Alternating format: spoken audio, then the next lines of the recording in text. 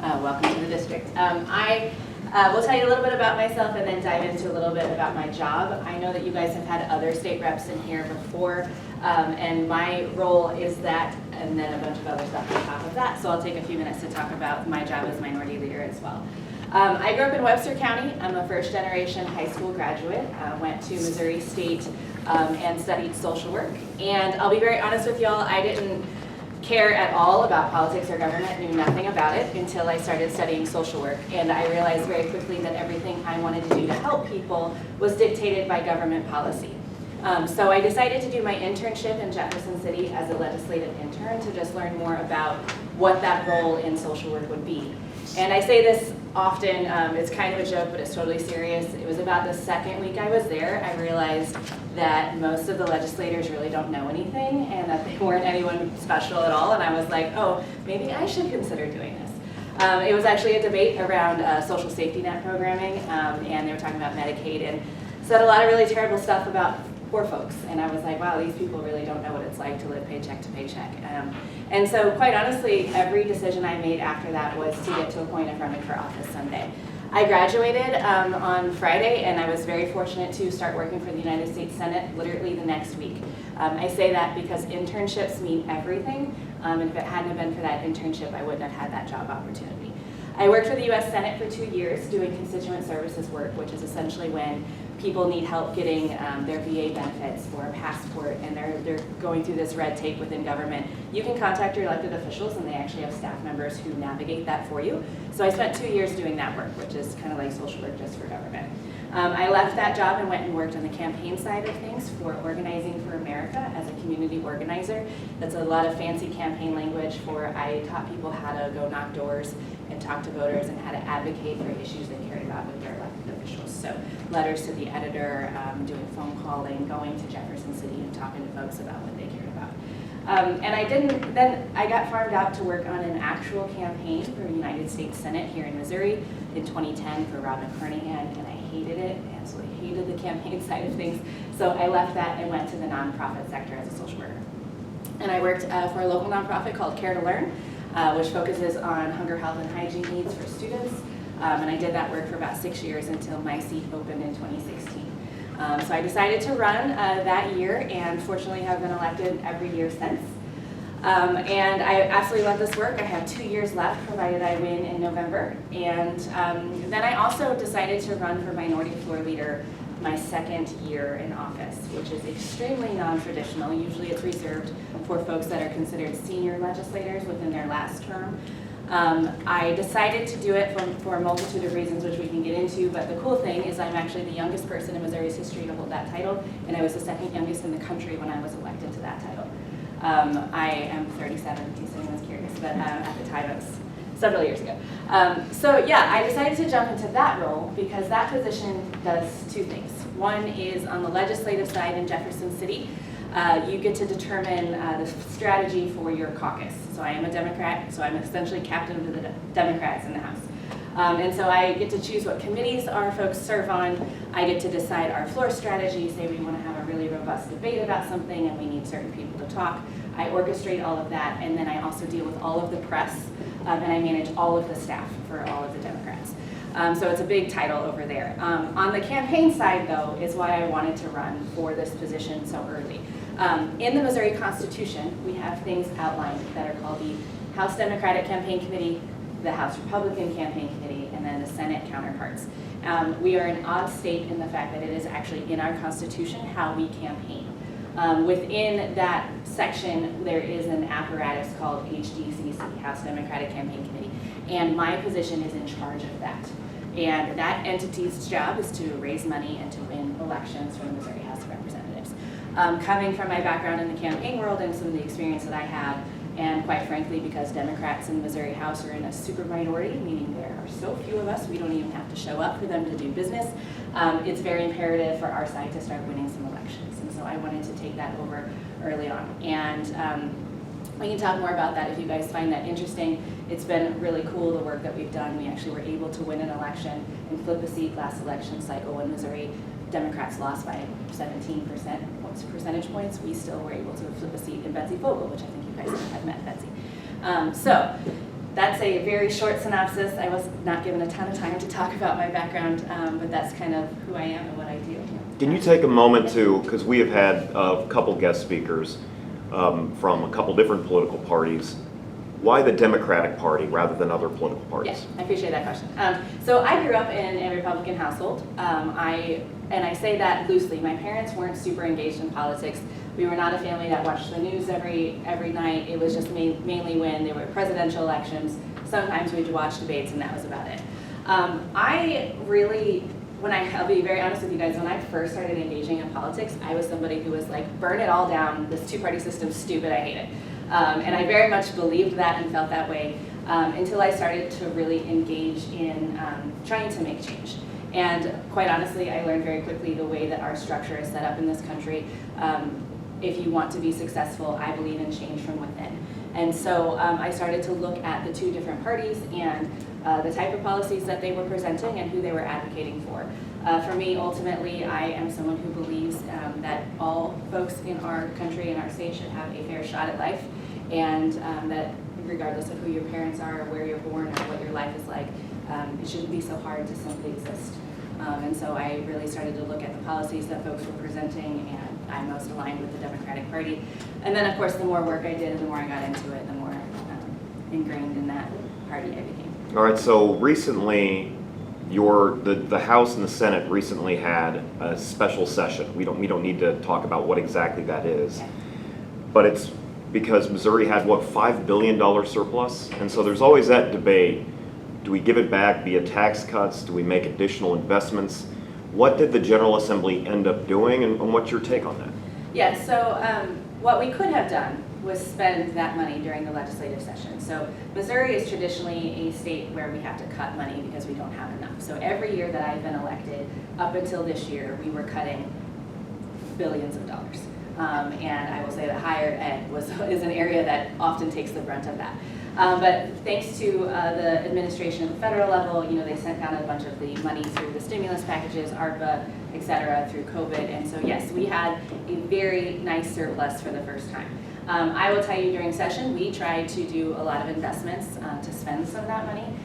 We are, and you guys may already know some of this stuff, but we are the lowest state in teacher pay in the entire country, the lowest paid state workers in the entire country. Those lists go on and on of how we rank at the bottom for how we spend our money. And so our side tried really hard, I would say both sides actually tried really hard to make investments in some long-term projects, but also to bolster some things within our state, and it just didn't pan out. The budget chairman really wanted to save some money and keep it there and not spend it. Then the governor had other plans, and he wanted to give that money back to taxpayers.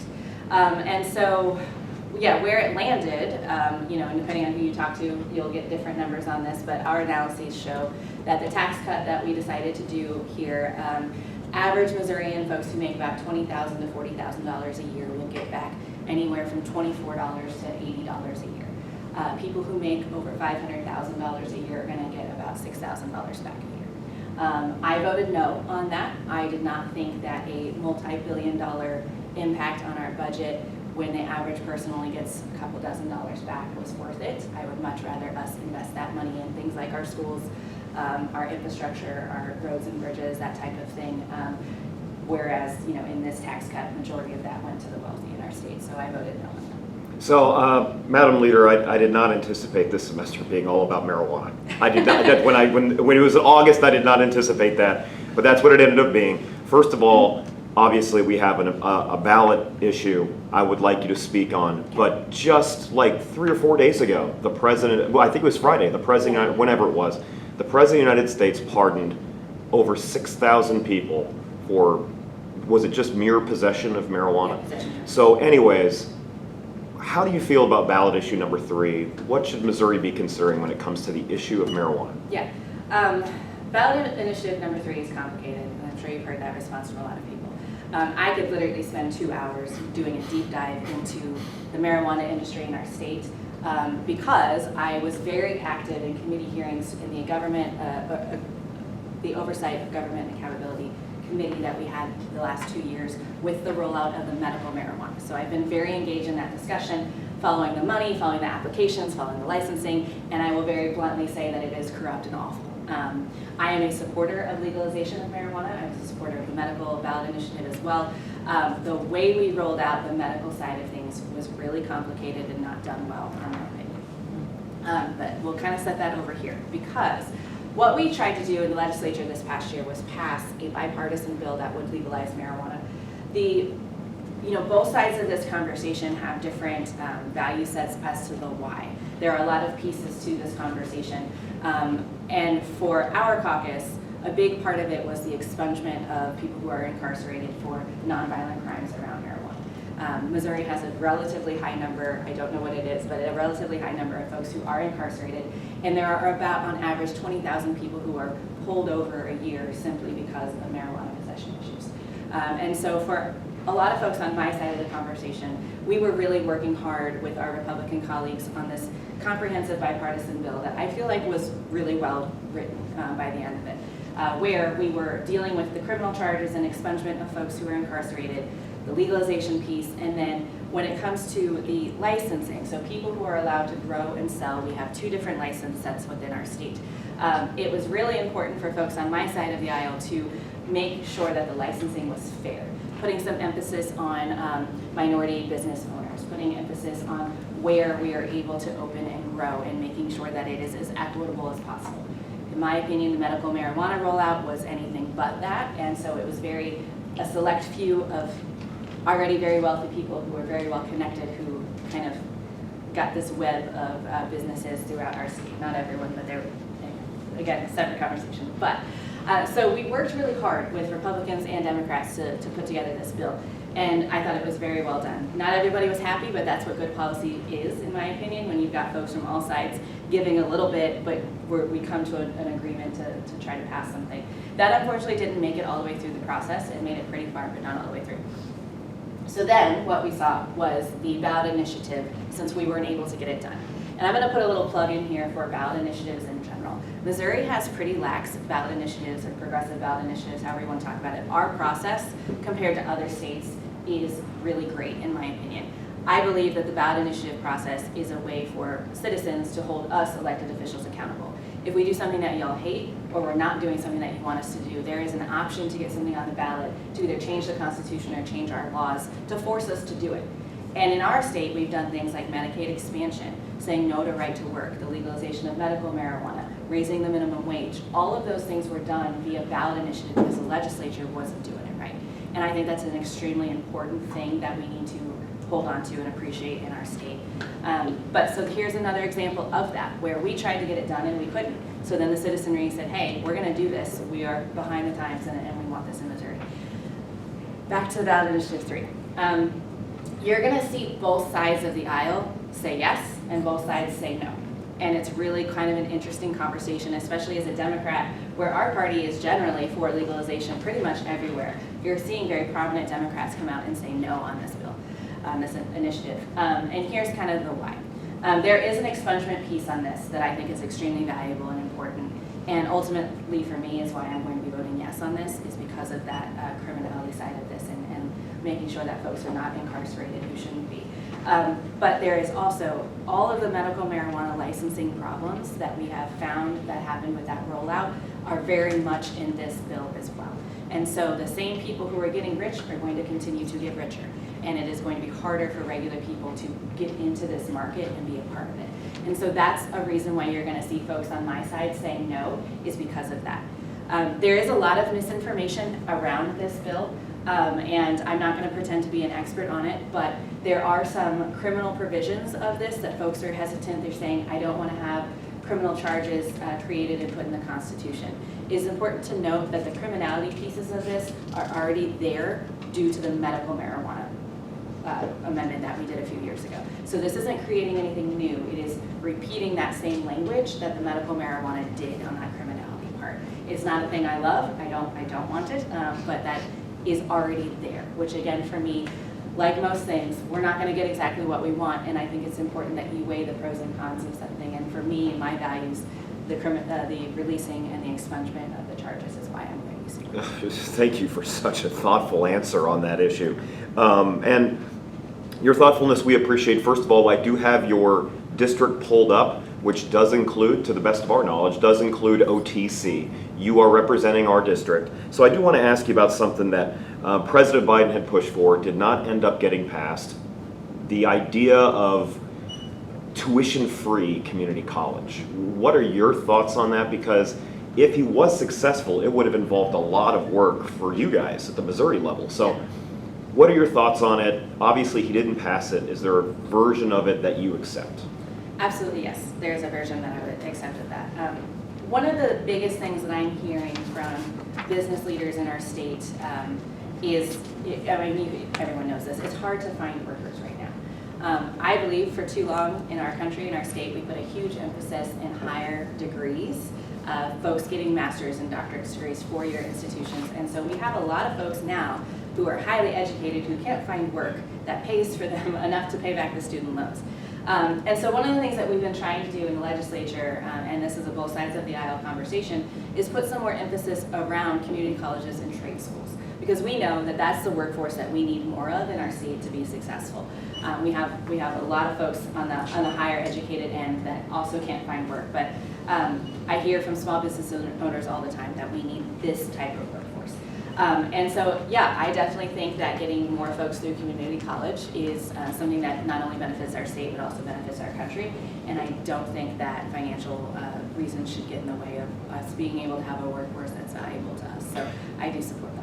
So I have 6 classes, and I don't have the ability to bring you in for 6 classes. So I do want to open it up to the floor eventually, but I got 5 other classes that I've written what I think are very thoughtful questions. I'm going to be honest with you, most of them are about Roe v. Wade. So first of all, I have a more specific question on that. I just want to give you the general floor. What are your thoughts about Roe v. Wade being undone by the Supreme Court and where Missouri currently stands with abortion policy? Okay, I appreciate that question. Another one I could spend hours talking about because this, for me personally, is the most important issue of my lifetime. So I very much disagree with the overturning of Roe versus Wade. I was not surprised. I think most people who were paying attention back in 2016 knew that this was going to happen. I would go even further back than 2016, and if you look at the history of abortion, the conversation in our country over the past several decades, this was always the intent, in my opinion. Missouri is an interesting state because we were already one of the most extremes in the entire country in terms of access to care. And a lot of folks don't really know kind of how that happened in our state. So I'll try to make this as brief as I can to kind of get to where we are right now. But over the years, we whittled down access. And it wasn't just an outright like, once you hit 10 weeks or once you hit 12 weeks, which those were part of the discussions. We did really interesting things in our state, like we're not going to provide Medicaid funding to hospitals who provide abortion care unless their hallways are 10 feet wide or more. We did really weird things like that, making it essentially inaccessible for individuals. Folks who have been in Springfield for a long time, our Planned Parenthood used to actually provide abortions way back when, but they haven't, I'd say in maybe 15 years or so, because of some of those weird regulation changes that the legislature did. I was serving in 2019 when our trigger ban bill was passed. It's known as HB 126, if anyone has heard that. And prior to 126's passage, the way abortion care worked in our state, we only had one place that you could go if it wasn't, for a general elective abortion. We'll talk about it that way because there's kind of multiple layers to this. You could go to St. Louis's Planned Parenthood. If you wanted to get an abortion, you had to go in, you had to get a vaginal ultrasound. No matter what stage you were in the pregnancy, you had to wait 72 hours. You had to do another vaginal ultrasound before you could actually get the care. Now, it's important to note that abortion care can be multiple things. It can be a pill. If you were early enough in your pregnancy, you just take a pill, and your body treats it as a miscarriage, and all of the tissue and everything is expelled from your body, and you go home. It's not the most comfortable thing in the world, but it's literally just popping a pill. You still had to go through that 2 ultrasound and 72-hour waiting period for a doctor to hand you the medication before you could take it. Then we also have the surgical one, which is a little bit further down the line in pregnancy. So Missouri was already really extreme in terms of our access to care. What's also important to note in our state, we classify a lot of things as abortion that I think the general public wouldn't. If you have a miscarriage, much wanted pregnancy, you go and you're having a miscarriage, and I think statistics show 1 in 4 women have miscarriages within their lifetime. You have to take a medication to expel the tissue from your body so that you can continue to stay healthy. You don't go into septic shock and die, and or are able to continue to have babies. That is classified as an abortion per insurance in our state. So if you go to Cox Hospital and you're having a miscarriage and then you have to take this medication, you are considered having an abortion, okay? So it's important to note that when it comes to funding and how we pay for things, in the state of Missouri, if you're a Medicaid patient, you are not able to get abortion care covered through that venue. So that's often why folks would have to go to Planned Parenthood, because they couldn't just go into Cox and have that covered under their care. If that all makes sense. So what happened in 2019 is we passed this bill. I say we, I voted no. I think that's obvious. Passed a bill that, again, was making us the most extreme in the country. This bill was a combination of all of the things that they were trying to do over the years, all rolled into one. We stood on the House floor and debated this bill. And one of the big things that my side of the conversation kept saying was that this bill is so vague. We don't know who would get prosecuted. We don't know who would get charged. We don't know what medical care intervention looks like. We need more definitions here. And the other side of the conversation very much wanted it to be vague because of this. Where we stand now, because the language is so poorly written, there is a lot of uncertainty for when doctors can intervene in saving the life of a mother. And I'm gonna, this is based on stories that I have been told right here in Springfield from our hospital providers. Now, if you are a woman and you are miscarried, and you go in to the doctor, and normally you would take a medication, take it, go home, be fine in a few days. Now, what happens, you go in, and they will have to call their lawyers, the doctors call the lawyers and say, okay, she's at this stage, I think that she maybe has 2 or 3 more days before her body starts to go into shock. The lawyer then makes a determination to say, okay, send her home. I spoke to a woman last month who was having a miscarriage, went in, was sent home before getting treatment, started to go into septic shock, and was sent to the emergency room, and then finally able to get care. Thankfully, she lived.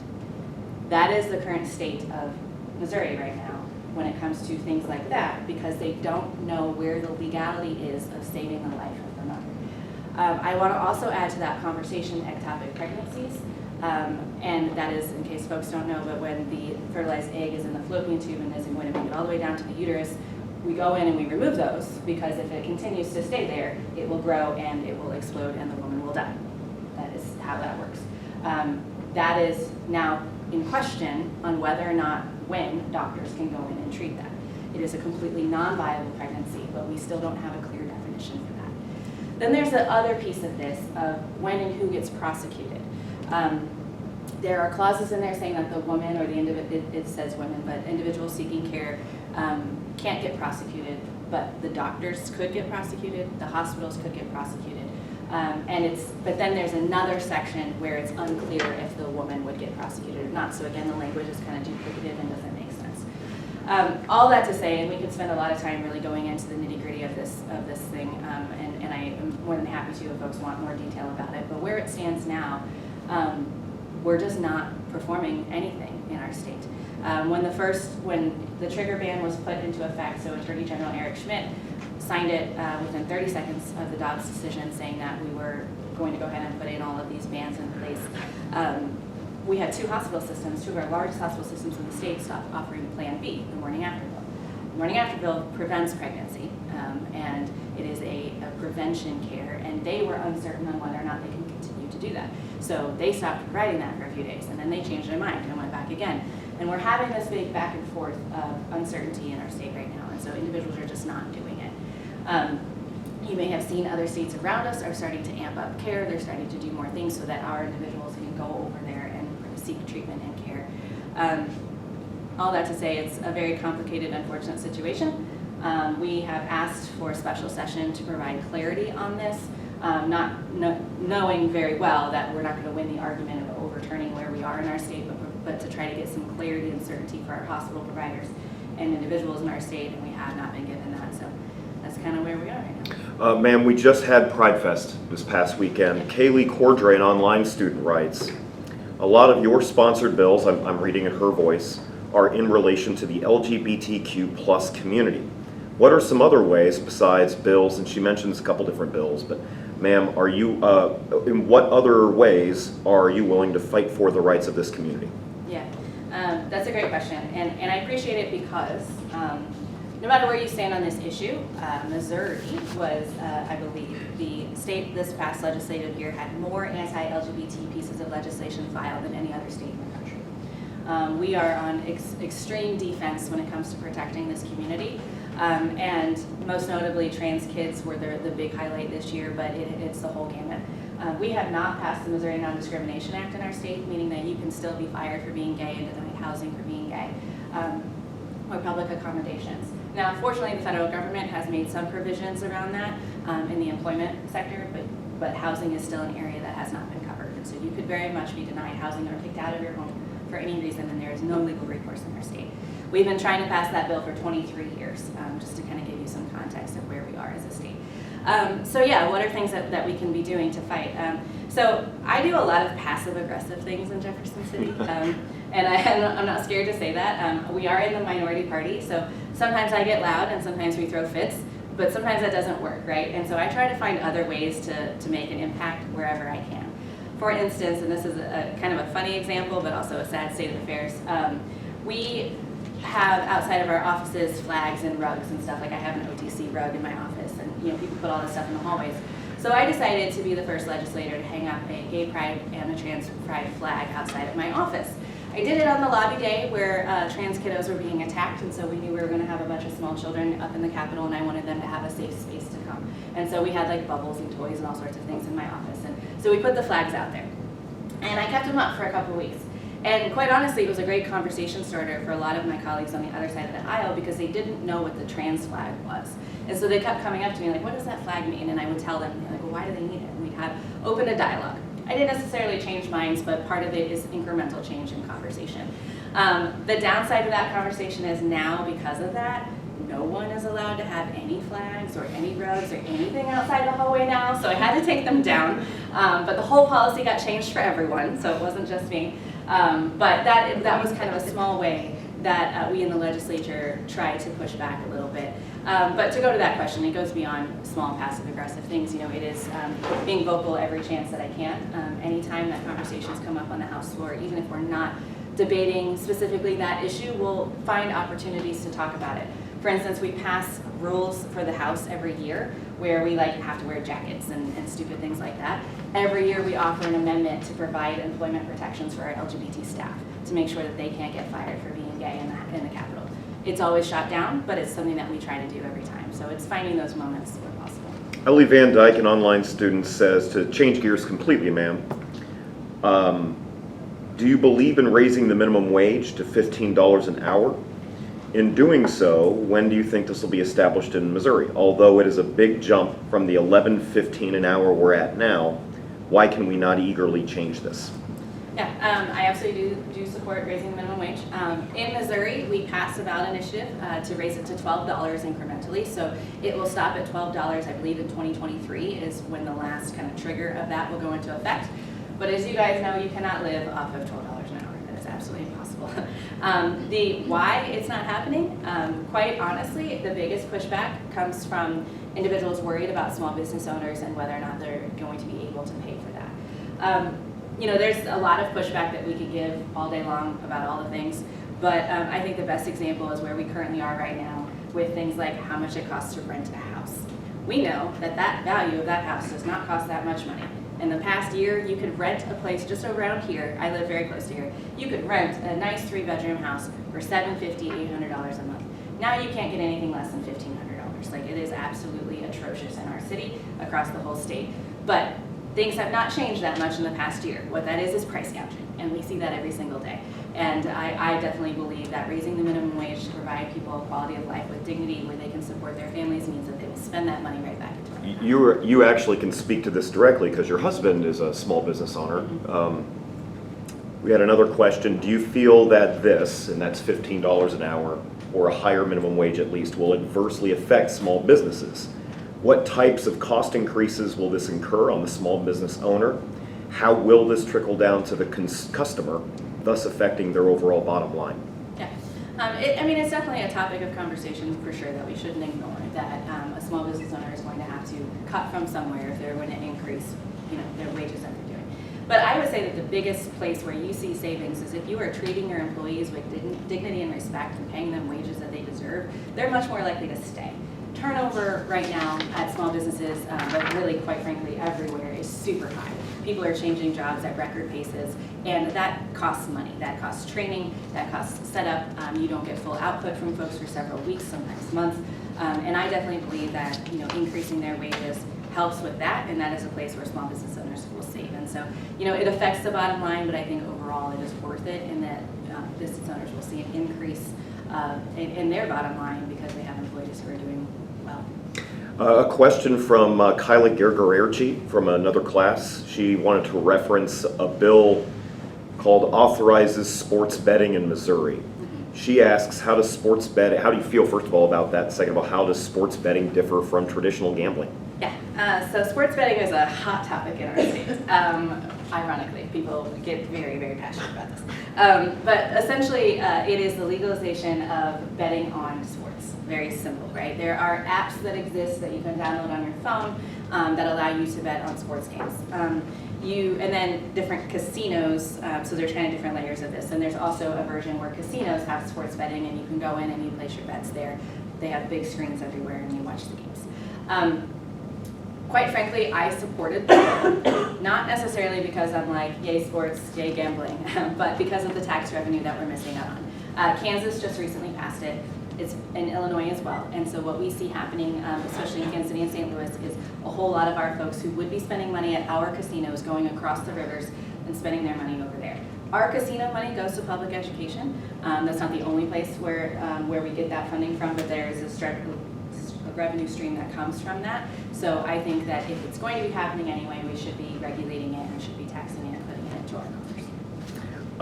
One more question, and again, I'm going to open it up to the floor, but I want to ask another question before we move on to that phase. This is from Faith Alesh. She's an online student.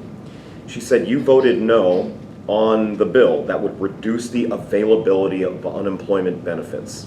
She asks, do you think that there should be any enforcement to prevent people from avoiding contributing to society by relying on government support during their employment, such as age restriction, physical capability examinations, or so on? Voted no on the bill to lower. There is a bill that reduced the availability of unemployment that you, I believe, voted against. Yeah. I asked. There's about 2,500 bills filed every year, so it takes sometimes 16 minutes to get there. Yes, so every year that I've been in Jefferson City, there have been bills filed to lower the amount of unemployment that an individual can get. Our state is, I believe we're at 20 weeks right now that you can get unemployment. Just a refresher in case folks don't know, unemployment is not something that you just get because you quit and you walk out on a job. Unemployment is utilized when you're fired wrongfully, or things like COVID, when lots of folks were laid off because of COVID. Then you could get unemployment benefits while you're trying to find a new job. It's not just money that is paid out of general revenue, it's paid out of a trust, and it's a whole separate bucket of money. So when we talk about it, I think it's important to note that unemployment money doesn't take away from school.